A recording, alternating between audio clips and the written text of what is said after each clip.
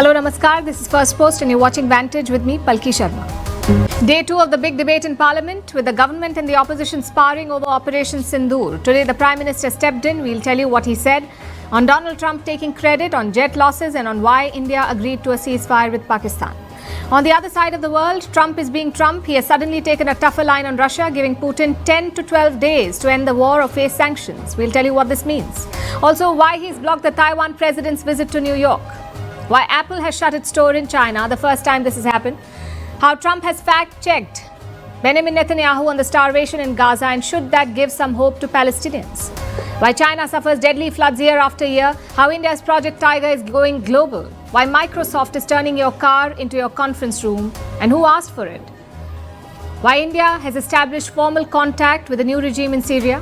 And what you should know before taking weight loss drugs. You've seen the bold promises, but do check the warnings in the fine print.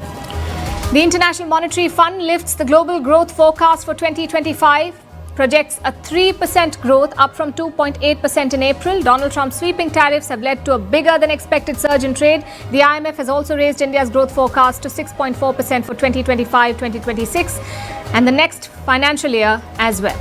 An uneasy ceasefire holds between Thailand and Cambodia, but Bangkok claims that overnight skirmishes breached the truce. The military commanders of both the countries met today. The border clashes have killed more than 40 people since Thursday and displaced over 300,000.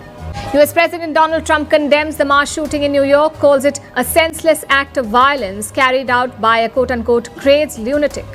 A gunman fatally shot 4 people before taking his own life. One of those killed was a police officer. The building where the attack took place is the headquarters of the National Football League. Looting and violence grips Angola's capital for the second consecutive day. The clashes started on Monday amid protests over rising fuel prices. At least 4 people have been killed and hundreds arrested. Earlier this month, the government raised the heavily subsidized fuel prices. Angola is one of Africa's top oil producers.